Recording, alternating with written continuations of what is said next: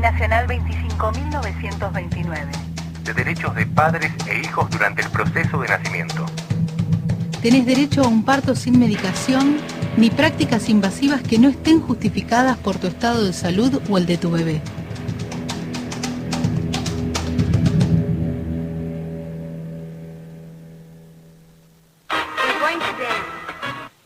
Vos sabés, el programa que conecta a las mujeres con su saber más profundo.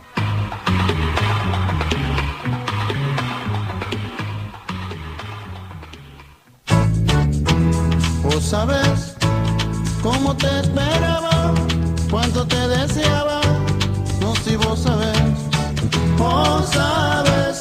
que a veces hay desencuentros, pero cuando hay un encuentro de dos almas trae luz. Vos sabés que cuando llegaste cambiaste el olor de mis mañanas, no si vos sabés. Bueno, acá estamos nuevamente al aire, está la gente disfrutando de un café y de unas medias lunas en la Cámara de Diputados de la provincia de Buenos Aires, en el subsuelo del edificio anexo. Si todavía no llegaste y estás por acá cerca, 5389, entrás y te venís al subsuelo y participás del programa en vivo. Te pintan la cara, literalmente. Sí, es verdad, te pintan la cámara, pero buena onda. La panza, claro. Claro. Las manos, te convidamos un té, un café, un mate, unas que medias vi lunas. que usted, socia, fue a comer recién. Porque después me dicen que estoy muy flaca. Entonces esto es para que vean que vos comés. Que yo como. Sí. Bien, y estamos acá festejando, celebrando esta Semana Mundial por el Parto Respetado, la 12ª edición de la Semana Mundial por el Parto Respetado, con mucha gente, con muchos nenes y con muchos invitados hablando del apoyo continuo y amoroso para mí, para mi bebé, que es el lema de la Semana Mundial, en el contexto de si eso no es una cuestión de salud pública.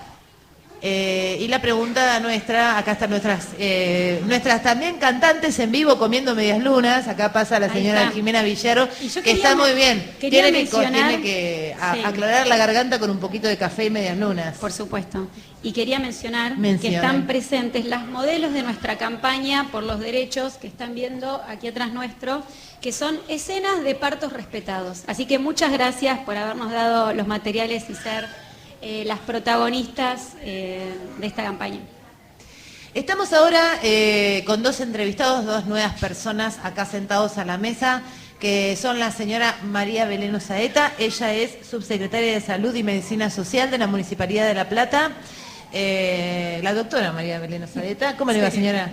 Muy bien, muy bien. Otra vez invitada al programa. Otra vez invitada, agradeciendo y además realmente doy fe del crecimiento que ha tenido. Es verdad, porque María Belén estuvo con nosotras en el programa que hicimos en el año 2012 y estamos con nuestro amigo y referente en lactancia materna, el señor doctor Gustavo Hugo Sager, que tiene tribuna propia, tiene hinchada. ¿Sabes que Sager publica cualquier cosa en Facebook, pone hola y tiene 25.000 me gustas? Bueno, es esa clase de personas. No tanto. Tengo 1000 amigos que no conozco. Roberto Carlos. Y bueno, en la página del Banco de Leche Materna Argentina sí hay más de 3000 adherentes que siguen permanentemente nuestros aportes, ¿no?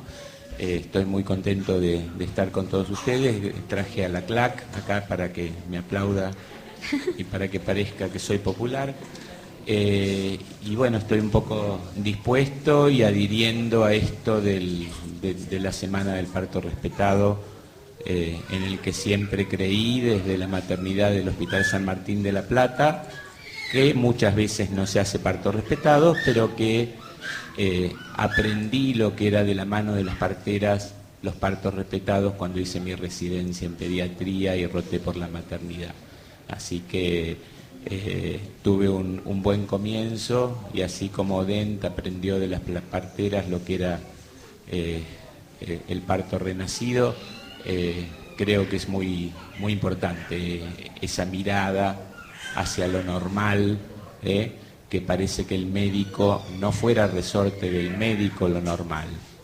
Y creo que hay que rescatar fundamentalmente eso, y me convocaron un poco porque soy de parte docente de la Cátedra de Pediatría de la Universidad de La Plata, y aparte doy clase a los residentes de pediatría que rotan desde el Hospital de Niños por la Maternidad del Hospital San Martín. Bueno, justamente por eso, Gustavo, una de las cosas que siempre nos convocó es pensar desde la ONG, desde Vos Podés, de pensar lo que recién decía Flavia Reinieri, ¿no? Cómo había que trabajar desde el origen, desde la formación, desde la información, en el caso de la política pública que lleva adelante Flavia, pero también desde la información, no solamente la información, sino de la formación, es decir, desde la génesis de aquellos que se están formando para asistirnos a nosotras cuando estemos atravesando el embarazo, el nacimiento y después la crianza de los niños.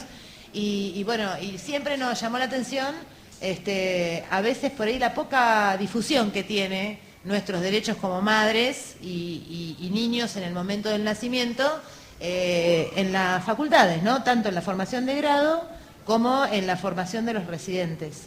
Y bueno, te convocamos por eso. Esta vez no vas a hablar de teta. Bueno, me parece bien, bien. En mi maternidad, donde yo me formé y donde estudié, donde cursé yo obstetricia, había un gran pizarrón en la cátedra de obstetricia de mi maternidad donde decían un gigante, en letras gigantes arriba del pizarrón, primero no hacer daño, y en latín, que es mucho más importante. Y me parece como que después no solo desapareció el aula y el cartel, sino que no se cuidó de la misma manera como en otra época los viejos parteros, que no digo que fueran muchísimo más respetuosos, pero sí por lo menos respetuosos de la fisiología de lo que era un parto normal, y todos los días estaban las parteras también a los pies de las mujeres, y hoy día están mucho más a nivel de los papeles y de la identificación de los niños que controlando lo que es un parto natural, que en mi hospital, si bien es un hospital de altísimo riesgo, de complejidad 9, donde van todas las mamás que tienen cardiopatías, trasplantes renales, enfermedades gravísimas a parir, hay alrededor, no sé, más o menos alrededor del 30% de cesáreas, entonces, si bien sigue siendo mucho, para la población que atendemos es bastante bajo comparativamente con el índice de cesáreas a nivel, ni que hablar del privado, ¿no? Y a nivel de pediatría, yo creo que lo que está muy mal es un poco en medicina la focalización del saber a la especialización, ¿no? El doctor Esbarra, que es el que hoy se llama la ex Casa Cuna, Hospital Esbarra, decía que el que pediatría sabe, ni pediatría sabe. Como que solo pediatría sabe, ni pediatría sabe, porque es necesario saber antropología, sociología, humanismo, biología, sociología para ser un buen pediatra. Y hoy día un poco toda la focalización en la medicina hacia la especialización hace que los médicos estén permanentemente buscando la patología y no respetando la normalidad. Y muchos no saben ni siquiera qué es lo normal. Y es mucho más común la variación dentro de la normalidad que la patología. Y entonces se patologeniza todo y entonces hay que intervenir como médico.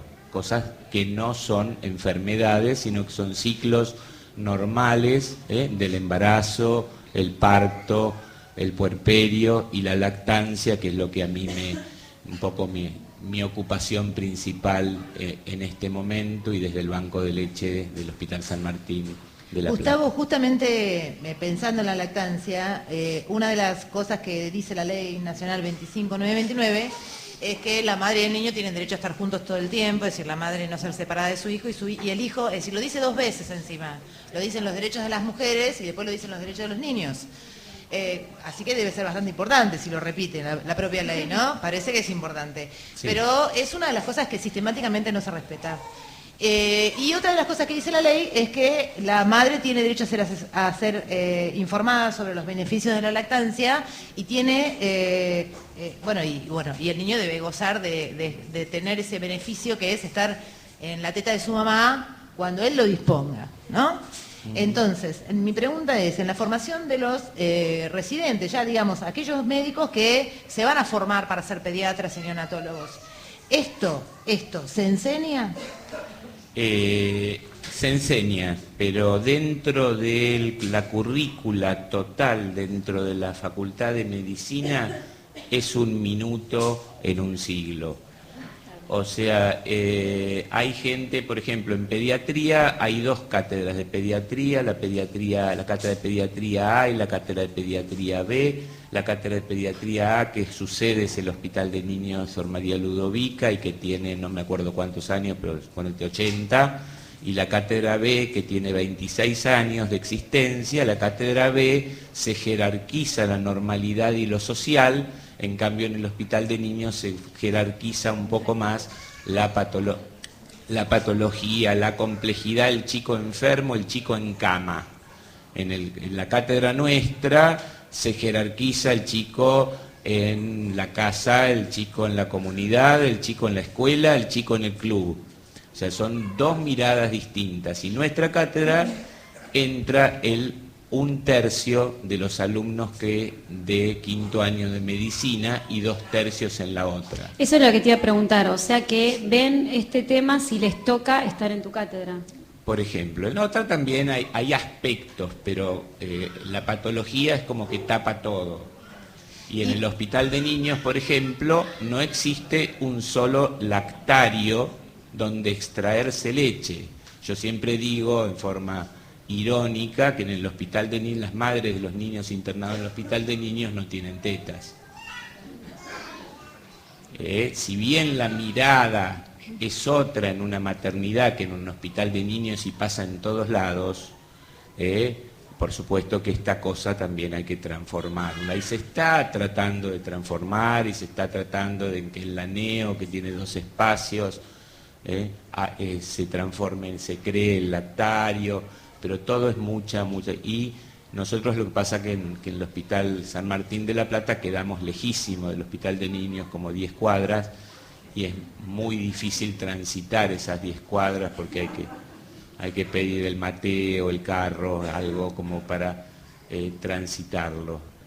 Es muy complejo esto de Bueno, pero en la ciudad de La Plata, si bien los hospitales son provinciales acá en la ciudad, también hay unidades primarias de atención de la salud, en donde también cabría la pregunta, ¿no? Que se la vamos a hacer a la doctora María Belén Osaeta, que es responsable de estos programas, en donde la pregunta es la misma.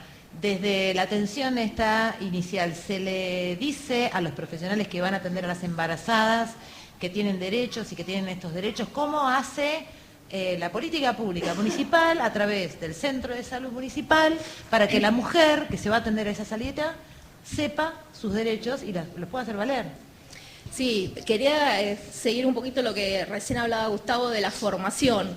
Por suerte, desde el año pasado, los residentes de los hospitales públicos de La Plata tienen rotación durante 3 meses de su último año de residencia por los centros de salud municipales, que son las 4 especialidades básicas y entra, digamos, tocoginecología y pediatría dentro de ellas, y pueden tener un contacto, digamos, con un equipo de salud más interdisciplinario en un mismo centro de salud, y eso también, diríamos, es un logro, si bien nosotros llegamos a la última etapa de formación, pero bueno, también es un cambio que queremos empezar a dar en lo que es la formación, que no sea solamente centrado en el hospital.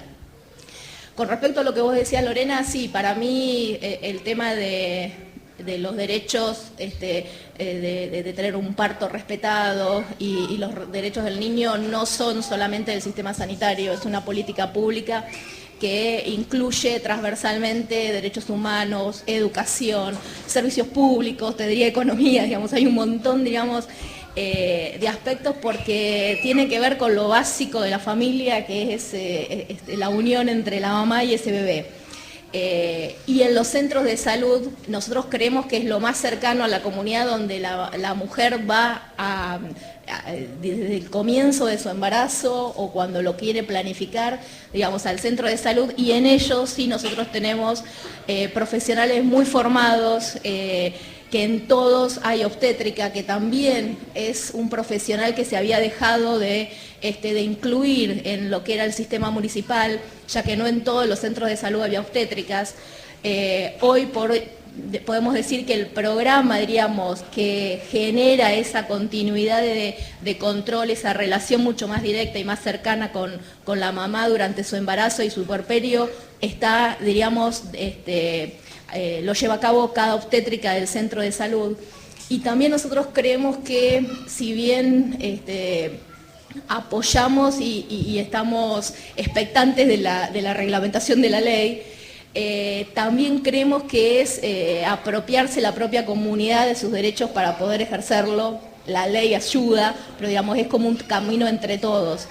Y por eso para nosotros es tan importante incluir en los equipos de salud el rol del promotor comunitario de salud, que también garantiza la llegada de la información de los derechos a todas las mujeres de nuestros barrios, que tal vez no tengan el mismo acceso a veces a la información.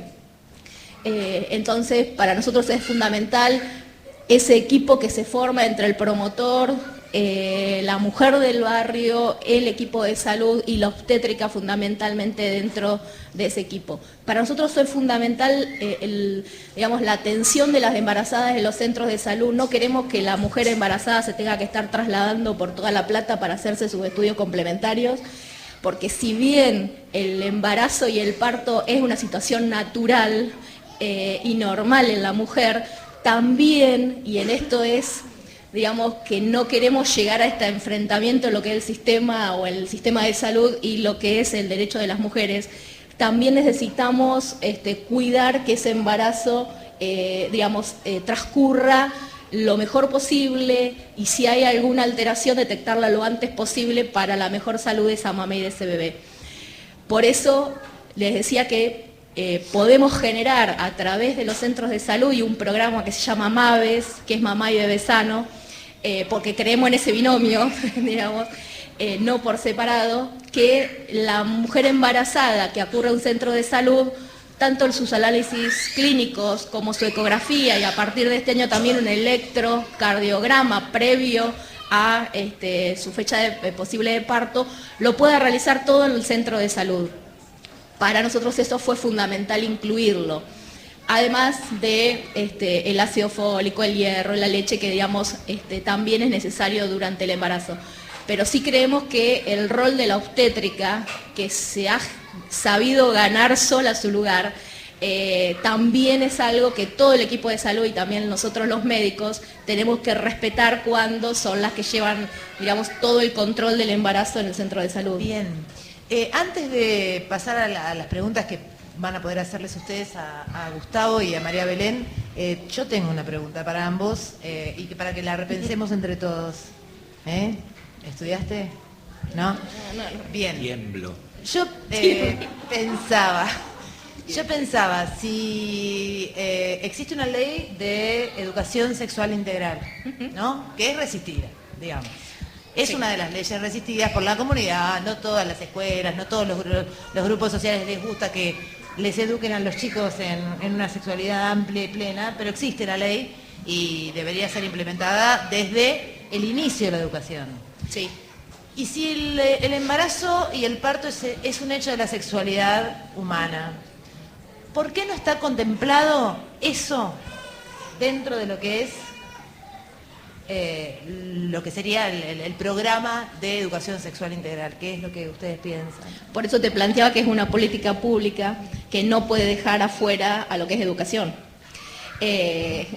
Porque diríamos, yo considero lo mismo que vos en que o sea, para que uno sea libre necesita tener la mayor información y a partir de ahí uno elige. Si uno no tiene la información adecuada, hace lo que puede, con lo que puede. Yo como mamá, digamos, puedo educar y transmitirle mis valores, mis creencias a mi hija desde la construcción de mi familia. Ahora ella también tiene derecho a tener todo el conocimiento, digamos, y cuando ella decida, digamos, poder elegir. Pero me parece que la ley de salud sexual tendría que incluir también dentro de lo que es la capacitación, tanto para las escuelas como para la comunidad en sí, la parte también de embarazo, parto respetado. Porque, por ejemplo, mirá qué distinto sería que en un cuentito para niños, en vez de que se cuenta que, bueno, Juancito tenía una mamá que tenía al bebé dentro de la panza y la mamá de repente desapareció, fue al hospital, la atendieron los doctores y volvió con un bebé, que eso es el cuentito habitual. Sí, sí. Pudiéramos ver a la mamá pariendo, ¿sí? Sin episiotomía, sin suero y todo eso, y eso también se lo contáramos a los niños. Creo que resolveríamos muchos... Sería mucho más natural. Claro, y cuando esos niños fueran adultos, tendrían mucho más incorporado al parto y al embarazo como algo propio y no un hecho médico, ¿no? Que creemos que no lo es. No, totalmente. Además, otra cosa, siempre, digamos, el temor está a lo desconocido. Claro. Entonces, cuando hoy planteabas más temprano el tema de la resistencia a veces de los médicos, del equipo de salud y eso, a veces, aunque te parezca mentira, no hay conocimiento suficiente, hasta aún en el equipo médico, de muchas cosas.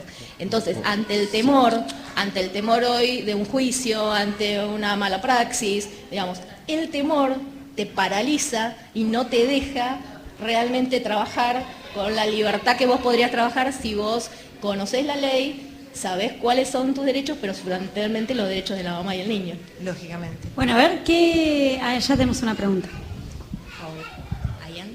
¿Se escucha ahí? Ahí, fuerte, fuerte. Hola, ¿qué tal? Buenas tardes. Lorena, nos conocemos, yo soy del Colegio de Obstétricas de la provincia de Buenos Aires.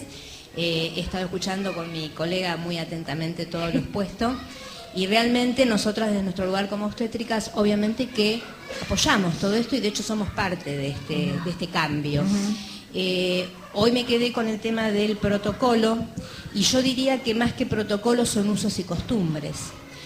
Porque a veces cuando alguien de un lado no tiene el fundamento, la fundamentación o el argumento para explicar el porqué, ante el otro que tiene menos idea, antepone una palabra como protocolo, como un reglamento, una normativa, y en realidad eso es un poco sacarme el problema de encima o el momento de explicar. Nosotros en la comunidad, médica, somos muchas veces también excluidas. Nosotros no somos médicas, somos obstétricas, licenciadas, parteras, y nos educamos para eso, ¿sí? Para ser parte de esa mujer, de esa familia que va a parir, que se va a controlar su embarazo, como quieran decirlo, y ser parte de ese momento tan trascendental. Entonces a veces nos vemos en un medio donde está totalmente hegemónico hacia un proceso que es fisiológico, pero que se ha medicalizado, como dijo hoy Lorena, quizás 100 años o un poco, tal vez en estos últimos años yo diría que fue mucho peor, pasó a ser un momento patológico más que fisiológico. Entonces, una mujer que siempre parió en su casa, con su familia, o parió en una institución, pero con el proceso del parto fisiológico, hoy obviamente se siente en un proceso patológico. Y la gente tiene miedo, porque si a vos le decís a una mamá, mira, si yo no te pongo esto, puede pasar esto, ¿y qué va a hacer esa mujer? Digo en esto como nosotros como adultos también que nos vamos a controlar nuestra salud. A vos te dicen, si no tomas ese remedio te vas a morir y vos lo vas a tomar, obviamente. Entonces, esto también tiene que ver con la violencia, no solamente de género, con la violencia hacia todo el proceso de salud. Con lo cual, mi pregunta partía, quería aclarar esto del protocolo, ¿sí? Y en realidad no es un protocolo. No existe el protocolo que diga, te tengo que poner un suero porque hay que ponerlo. Uno tiene que dar una explicación por qué pone un suero. Hay miles, cada uno podrá decir una. Algunas que son fundamentadas y otras que... Y te tengo que poner un suero porque por ahí te baja la presión, te tengo que poner un suero en ese momento y no puedo. Bueno, y el uso y costumbre lamentablemente nos viene copando, nos y un viene abuso comiendo. de poder, ¿no? Porque vos estás hablando y a Sí. mí se me viene a la cabeza que uno, cuando entra a una institución, pierde la soberanía sobre su cuerpo. Totalmente. Y lo peor, cuando uno va a parir, pierde la soberanía sobre el cuerpo de una y sobre su bebé. Sí. Importa más la opinión que vos decís de personal de salud que no ama a ese bebé, que no tiene ningún Sí, sentimiento, porque es un que momento lo ligue, de pues paso. uno más. Sí, ¿no? es un momento de paso. Y su decisión va por encima del deseo de esa mujer de estar con ese bebé, y es lo que pasa todos los días, ¿no? Sí. De hecho, yo me pregunto si culturalmente estamos también convencidos de este proceso, de este cambio, ¿sí? Esta ley, algo que es natural, tener que ponerlo en una ley, es terrible. Claro. Es como yo dijera, trátame bien, si no tengo que hacer una ley para que me Exactamente. trates bien. O sea, es un poco controversial. El tema puntual es que todo lo que sume, bienvenido sea. Entonces nosotros apoyamos totalmente este modelo. Y modelo, no es la palabra modelo, es la realidad. El ser respetuoso no te lo tiene que decir una ley. El respetar al que tenés al lado no te lo tiene que imponer una ley. Es un valor que uno tiene que traer consigo. Y estoy de acuerdo también, que lo dijo Lorena, creo que lo dijo también Belén, lo dijo el doctor, esto de cambiar las currículas. Nosotros desde el año 2008, la carrera de licenciatura en obstetricia se abrió en la carrera en la Universidad de La Plata Católica. Somos la mayoría, la directora de la carrera es una obstétrica, la mayoría que damos clases somos profesoras, somos docentes obstétricas. Lo que sí es patológico, obviamente va a ir de la mano de quien corresponda, en este caso el médico o alguien que obviamente se especialice en esto. Las futuras colegas, las alumnas, tienen obviamente un perfil del que estamos hablando. Desde el primer año conocen las leyes, estas famosas leyes, los derechos, todo lo que sabemos como ciudadanos que tendrían que ponerse en práctica y que lamentablemente estamos llenos de leyes y desde que yo trabajo en esto nunca realmente se pusieron en práctica como corresponde. Creamos, pero lo que está hecho no lo ponemos en práctica. Sí, allá atrás hay algunas mujeres, algunas parteras que descendió, ¿no? No, por lo que vos decís, Sí, porque sí. justamente... Sí, hay colegas, Claro, hay muchas, digamos, está lo que vos decís, estas nuevas generaciones de obstétricas tienen muchas ganas de trabajar distinto y todavía tenemos instituciones que te sancionan y que te expulsan por trabajar distinto, ¿no? Es lo que está ocurriendo, esta resistencia. Sí. Que Pero se bueno, manifiesta. vamos encaminados al cambio. Y yo Tenemos creo que- acá, Sandra, te súper agradecemos. ¿Cómo es tu nombre? ¿Querés participar también? No. La compañía de Sandra no, la mandamos al frente. que va de la mano esto del cambio de paradigma y demás, que para Sí. nosotros es muy importante desde la formación. Las Obviamente. futuras colegas, les puedo asegurar que el perfil y la educación que están recibiendo por parte de nosotras, la verdad que nosotras nos sentimos totalmente orgullosas. Bien. Porque estamos plasmando lo que pensamos y lo que queremos hacer y lo que decimos. Sobre todo lo que decimos, lo que pensamos, lo queremos hacer. Bien. Y por suerte lo estamos logrando. Bueno, buenísimo. Así que me parece que desde la formación es lo Y más vamos, importante. no estás conmigo que vamos desde antes, vamos todos los seres humanos a pensar el nacimiento como hecho de la sexualidad y desde el inicio. Entonces Desde el cada inicio. una de nosotras, en vez de decir voy al doctor a ver qué me pasa, voy a decir estoy embarazada. La educación y yo ya sexual sé lo que me comienza pasa, desde porque el- eso lo sé desde que nací. Exactamente. ¿Eh?